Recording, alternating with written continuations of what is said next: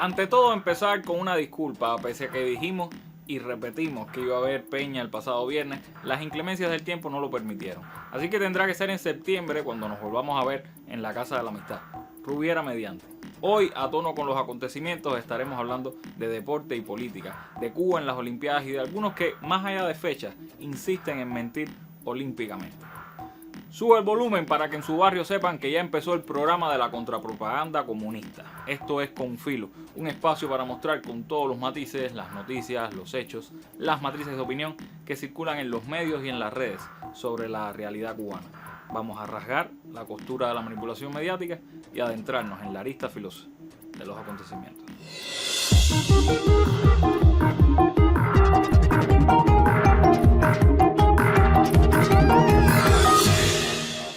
Y como solemos hacer cuando de distintos temas se trata, empezamos el programa con un pase de lista, un periplo que va desde Venezuela hasta Israel, pasando por Cuba, por supuesto. Allá va eso. Edmundo González no presentó las actas electorales. Así como hoy el candidato Edmundo González no se presentó a la sala electoral del Tribunal Supremo de Justicia, órgano rector del Poder Judicial en Venezuela encargado de impartir justicia por constitución. La sala electoral del Tribunal Supremo de Justicia había convocado a todos los candidatos y partidos a mostrar sus pruebas y sus actas para la investigación del proceso electoral. El Consejo Nacional Electoral de Venezuela ratificó hoy la victoria de Nicolás Maduro con una transmisión del 96.87% de las actas. Pero recuerden que Edmundo González, apoyado por María Corina Machado, niegan la veracidad de estos resultados y por tanto también desconocen esta institución. Pero entonces, ¿dónde está Edmundo? ¿Dónde están las actas? ¿Por qué no fue al Tribunal Supremo de Justicia? Fácil, si se presenta y muestra las actas verdaderas, puede que se ratifique su derrota y se les cae la farsa que los alimenta delante de la derecha internacional. Así nos explicaba el necio, en colaboración con Telesur en las redes digitales, el panorama político venezolano. No hay que quedarse, por supuesto, solo con un video. Es importante que profundicen, busquen, contrasten fuentes. Lo que sí está claro es que se va desinflando el intento de la oposición por desconocer el resultado de las elecciones, pero no por falta de iniciativa. En lo que a Cuba respecta, se ha intentado mostrar a una cruel dictadura que está al mando de países mucho más poderosos como México o Brasil para sostener el gobierno de Maduro. Obvio que es un bulo, una falsedad, pero no deja de ser halagador que nos tengan tanta estima. Por supuesto, la posición oficial de nuestro país ha sido la de desmentir calumnias en las que nos involucran, como la de un supuesto aumento de tráfico de personas entre Cuba y Venezuela en la fecha de las elecciones, como llegó a afirmar Diario de las Américas. Nuestros enemigos sí que saben mentir olímpicamente. Mentiras y fake news sobre las elecciones en Venezuela. Venezolanos cruzando por mar para votar en las elecciones, cuando en realidad esto era un acto de campaña de Nicolás Maduro. Elon Musk compartió esta imagen de supuestamente un centro de cómputo chavista con resultados en la pantalla, cuando en realidad esto es una empresa alimentaria y obviamente esta foto no es del domingo. Este usuario decía que grupos chavistas se robaban urnas electorales cuando, uno, en Venezuela el voto es electrónico, y dos, el video lógicamente no es del 28 y lo que se robaban eran aires acondicionados. Una imagen que parecía espantosa era la de un policía supuestamente apuntándole a una familia con un arma, cuando en realidad se descubrió el policía no llevaba ningún arma y solamente le pedía a la familia que se levante. Y párrafo aparte para los dos ex vicepresidente y vicepresidenta de Colombia, una publicando videos del 2017 como si fueran actuales y otro con teorías conspirativas involucrando los chinos que ni para película de Hollywood servía. Pero el premio operador político de la jornada sí o sí se lo lleva Elon Musk, con la cantidad de fake news que difundió en su propia red social, que él mismo compró para poder hacer este tipo de cosas. ¿Quién sabe los intereses que tendrá en Venezuela? Y olímpico también es el arrebato de entusiasmo que embarga a los enemigos de la nación cubana ante cualquier evidencia de fracaso, ya sea en lo económico como también en lo deportivo. El lugar en el medallero, discreto en comparación con otros años, pero que ciertamente mejorará, fue motivo de júbilo mal disimulado en ciertos medios informativos que obviamente no ahondaron en análisis de las causas que se pueden hallar sin mucha dificultad en las complejas condiciones socioeconómicas que en buena medida son propiciadas por la guerra sin cuartel a la que nuestro país está sometido. Sitios como 14 y medio solo se regocijan en vaticinar la peor actuación en décadas, sin decir claro está que ese mal resultado solo es posible al contrastarlo con la tremendísima historia de este país en el deporte, fruto sin lugar a dudas del proceso revolucionario. Sin revolución no podríamos ser el país latinoamericano con más medallas en la historia de los Juegos Olímpicos. Así de sencillo. Pero, ¿qué se puede esperar de medios que, con tal de atacar a Cuba, cuestionan hasta la calidad de una cerveza Bucanero? Pero no ha sido Cuba ni por asomo la nación que más polémica ha causado. La inclusión de Israel en contraposición con la negativa Rusia ha acaparado muchos titulares. Las declaraciones del Comité Olímpico Internacional de que no es lo mismo invadir Ucrania que bombardear Gaza son un tanto inconsistentes, pero no tanto como decir que los comités olímpicos de Israel y Palestina coexisten pacíficamente. En serio. Lo que sí no pudieron evitar ni el COI ni las autoridades francesas fue que a la delegación de Israel se le diera una calurosa bienvenida entre abucheos y rechiflas. Pero de las razones por las que esa ha sido la respuesta popular a la presencia de Israel en los Juegos Olímpicos nos hablará Gabriela Fernández en La Mira. Alrededor de 10 meses ha durado el genocidio en directo de Palestina y a día de hoy los casi 40.000 muertos no parecen haber minimizado la amenaza que constituye el pueblo masacrado para sus inocentes verdugos. Por el contrario, las constantes provocaciones de Israel indican que podría escalar aún más el conflicto para conveniencia de Netanyahu y el resto de los anfitriones de la sangría. Lo fundamental no viene de Washington, viene del propio análisis de Netanyahu. Netanyahu tiene dos caminos, o el triunfo o la cárcel. Por tanto, apuesta por el triunfo. Pero ese triunfo no va a ser posible si no logra vincular de manera militar a Estados Unidos.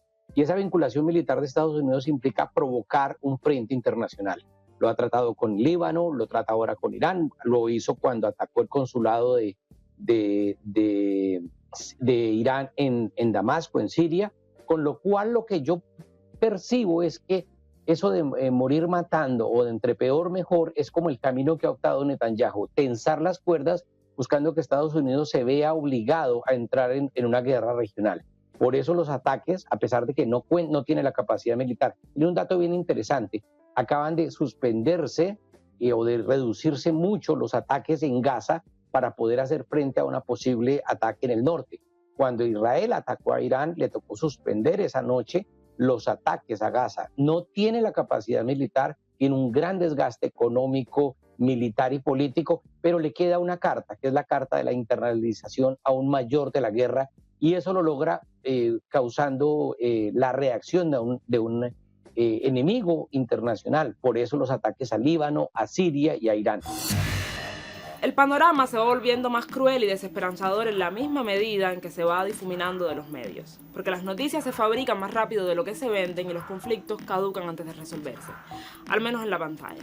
Pero la impunidad mediática es la única que podemos y por lo tanto debemos disputarle a los agresores, que entre violaciones a detenidos palestinos, bombardeos de escuelas, asesinatos a líderes políticos y periodistas, agresiones a terceros países y una larga lista de etcétera, dan contenido más que suficiente para que no se nos olvide que están masacrando sin ningún tipo de contención ni consecuencia, a pesar de que estamos todos al tanto de los países que apoyan el genocidio y de qué nombre respaldan esas decisiones. En la política solo hay que ser intachable si no eres lo suficientemente despreciable como para que a nadie le sorprenda que seas un asesino. Nos vemos en La Mira. El mito del deporte apolítico no se sostiene por ninguna parte, no solo si vemos el doble rasero del Comité Olímpico con respecto a Israel, sino cuando vemos los debates que suscita la participación de determinadas personas. Sobre la polémica con respecto a una mujer y sus hormonas y la hipocresía y el sensacionalismo mediante, les recomendamos este artículo en pantalla que escribió nada más y nada menos que nuestra licenciada Gabriela. El deporte ciertamente es político y es ideológico. Por eso resuenan en las redes las declaraciones de un cubano que dice ser más español que los españoles gracias a la conquista de Colón, lo cual no le otorgó el oro en este caso, penosamente. De Cuba y de lo muy político que es el deporte para esta nación como escudo o como argumento de ataque contra el sistema y de las enormes dificultades que remontamos a diario para permanecer en la élite mundial, nos habla Joel García, periodista deportivo y director del periódico Trabajadores, en exclusiva para Confirm. Bueno, gracias, como quiera que sea, que estamos en modo olímpico. Me han invitado a hablar sobre dos temas para el programa. A ver, el primero, relacionado con toda la influencia que muchas veces se dice que la política está en el deporte. Eso es una verdad que practican todos los países, incluso practican los comités olímpicos internacionales, como lo está haciendo ahora. Y un ejemplo claro es lo que ha sucedido con la violación de los atletas de Rusia y Bielorrusia, que no pueden representar a sus comités olímpicos nacionales, ni su himno ni su bandera se pueden escuchar porque son sancionados por el Comité Olímpico Internacional a partir del involucramiento de sus respectivos países en el conflicto con Ucrania. Sin embargo, no sucede así con Israel, que sí está presente con su himno, con su bandera y con su Comité Olímpico Nacional, y no es sancionado a pesar de que también está involucrado en un conflicto bélico con Palestina y que ha costado miles de muertos. Es decir, ¿quién es ahí el que pone el doble rasero? El Comité Olímpico Internacional. Y el otro tema, bueno, está muy vinculado con nosotros, con Cuba, cuando los medios, sobre todo medios estadounidenses, medios de Miami, han intentado enquistar una relación de los deportistas emigrados por Cuba y que viven hoy en otros países y que representan banderas contra los deportistas nuestros que están hoy clasificados y que representan a nuestra delegación cubana. Esto es algo que siguen haciéndolo notar cuando en realidad no existe tal enquistamiento. Yo creo que poco a poco se ha demostrado. Hay un campeón olímpico de triple salto que es cubano. La final del triple salto va a ser casi que entre cubanos que viven fuera. Y eso, más que de enquistarlo, nos debe llenar de orgullo, a pesar de que hayan decidido emigrar a otros países. Y con respecto al famoso equipo de refugiados, pues hay que decir que Cuba siempre estuvo a favor de ese equipo de refugiados, porque lo que decían sus objetivos eran darle oportunidades a aquellos que tenían o eran víctimas de guerra, de discriminación, etc. No de un tema migratorio como están a la espera estos dos cubanos que están en el equipo unificado, que tampoco hay que enquistarlo en su relación con el país, sino que simplemente no cumplen los parámetros que para la creación de este equipo de refugiados tuvo el Comité Olímpico Internacional. Entonces, ¿de qué política e involucramiento en el deporte estamos hablando?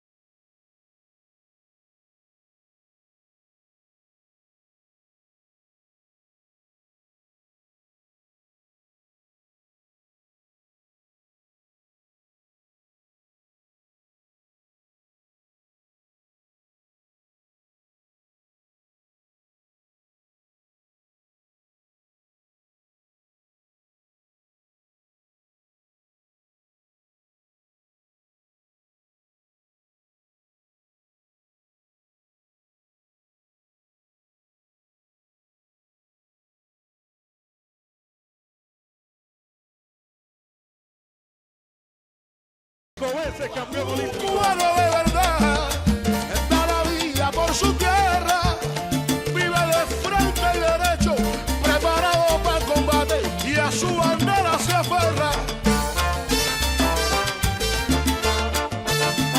Ahora de primera, vaya camina por arriba el mambo.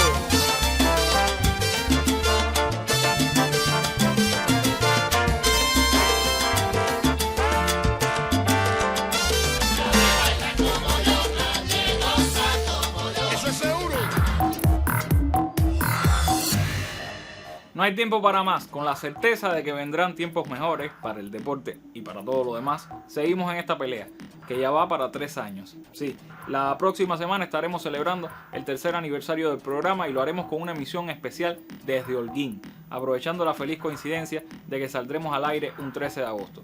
¿Adivinan dónde pondremos el set de filmación? Síganos en nuestras redes sociales para que se vayan enterando de todos los detalles de este viajecito nuestro, con directa incluida el jueves que haremos desde donde estemos en ese momento. Ustedes, no importa si nos ven por la televisión o por las redes, manténganse con filo. Chao.